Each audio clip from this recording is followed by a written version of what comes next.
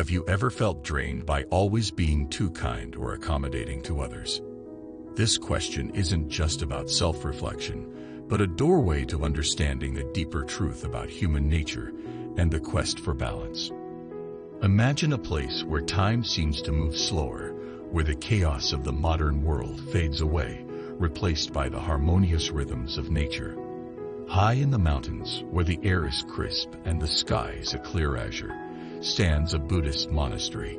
It's a sanctuary of peace, with its ancient stone walls, the soft fluttering of prayer flags in the wind, and the distant echo of chanting that reverberates through the valleys. Within this serene backdrop, we meet Kenji, with youthful energy juxtaposed against the wisdom in his eyes. Kenji is not just any monk. He is known throughout the monastery and neighboring villages for his incredibly gentle and compassionate nature. A beacon of kindness, his saffron robes often seen helping, listening, and comforting. But as the story unfolds, we'll delve deeper into Kenji's life, understanding the blessings and challenges of his ever-accommodating spirit. Early morning, as the first rays of sunlight pierce the monastery's courtyard, Kenji can be seen helping the older monks with their chores, lifting heavy pots and ensuring they have everything they need. One day, when the village nearby faced a water shortage, Kenji took it upon himself to carry multiple jars of water from a distant stream, tirelessly trekking back and forth till every home had enough. In the afternoons, he'd often be the listening ear for novices struggling with their meditation practices or homesickness. Late into the night, when everyone else rested, Kenji would be seen preparing extra food for unexpected visitors or mending worn-out robes. Such instances of his kindness were numerous, and while most monks deeply appreciated his efforts, there were those who began to see his willingness as an opportunity. Some started leaving their chores, knowing Kenji would handle them. Others would make unreasonable requests, confident that Kenji wouldn't refuse. Days turned into weeks, and the weight of these expectations began to press down on Kenji. He felt a constant fatigue, his meditation sessions clouded by stress and anxiety. Yet he persisted, believing that his boundless giving was the very essence of the Buddhist way. One evening, as the golden hues of sunset bathed the monastery, Kenji found himself at the threshold of Master Haru's quarters. Master Haru, an elder monk, was revered not just for his age, but the vast reservoir of wisdom he had accumulated over decades of practice and introspection. With a deep bow, Kenji voiced his struggles, laying bare the turmoil within him. Master Haru, with his perceptive gaze, listened intently, taking in every word, every nuance of Kenji's predicament. After what seemed like an eternity, Master Haru began to speak, deciding that a story from his own past would provide Kenji with the perspective he so desperately sought. Many moons ago, when Master Haru was still a novice monk with a head full of ideals and a heart brimming with compassion, he was known throughout the region as the embodiment of kindness. His reputation often drew many to the monastery, seeking help, advice, or simply a listening ear. One cold winter day, a man named Taro approached the monastery, his clothes tattered, eyes filled with desperation. He spoke of a family in distress, of debts that loomed like dark clouds, and of children who went to bed hungry. Moved by the man's plight, Haru, without a second thought, offered him a bag of rice and some coins, hoping it would alleviate his troubles.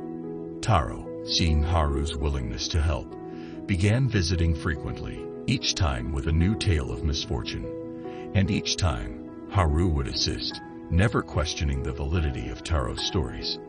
It wasn't long before Taro's demands grew bolder.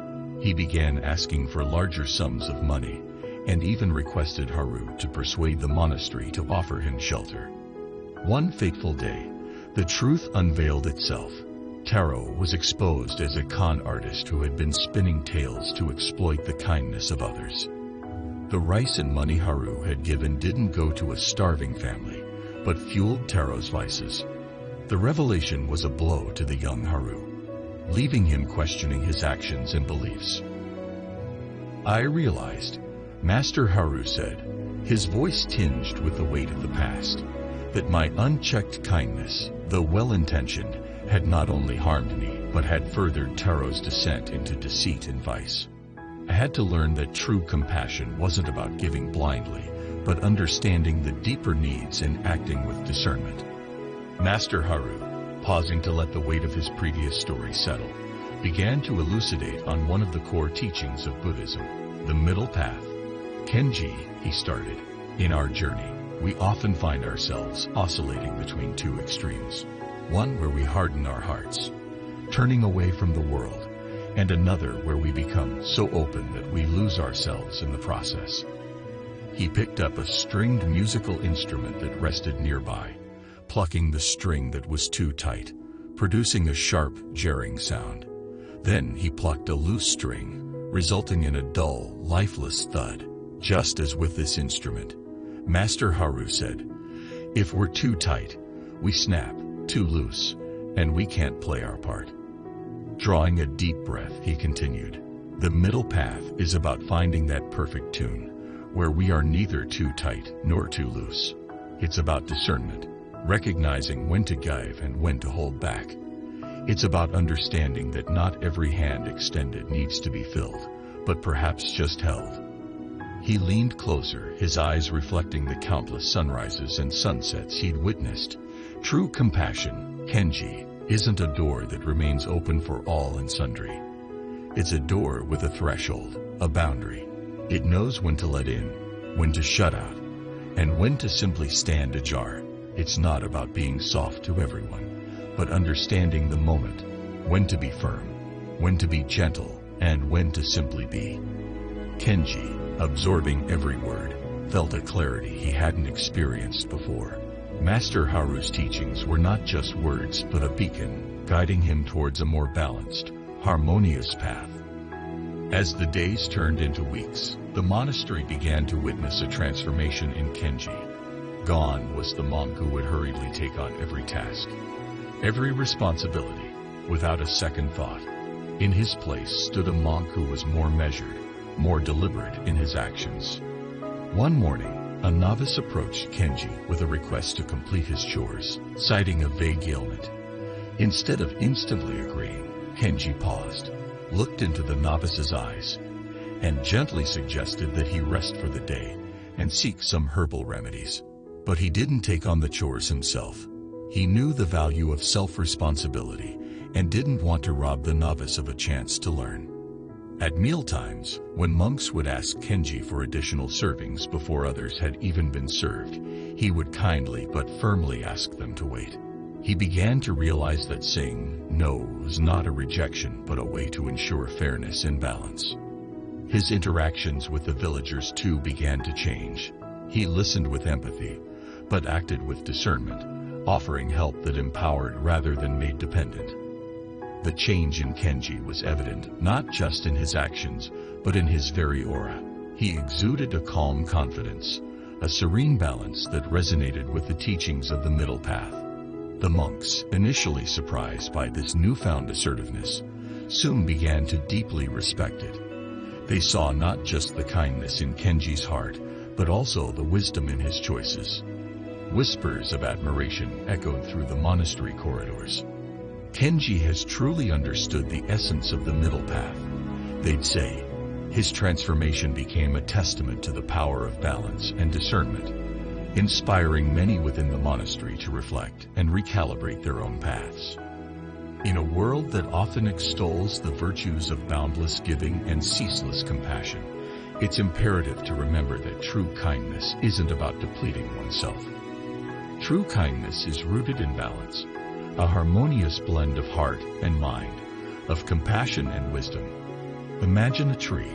Its branches reach out, offering shade and shelter, but it stands firm, rooted in the ground, drawing boundaries with its trunk. In much the same way, our kindness should be like the sprawling branches, but our discernment should be like the sturdy trunk, holding everything together. Take a moment, a deep breath, and introspect. In your journey of compassion, where do you stand? Have the scales tipped too much to one side? leaving you feeling drained or taken advantage of. Perhaps it's time to rediscover your own middle path, to find that sweet spot between giving and preserving, between softness and strength. We'd love to hear from you. Share your stories, your moments of insight, or your challenges in the comments below. And if this narrative resonated with you, do like this video and subscribe to our channel. Together, let's embark on more journeys of enlightenment and discovery. Please like, share, comment, and subscribe to the channel. We appreciate your support.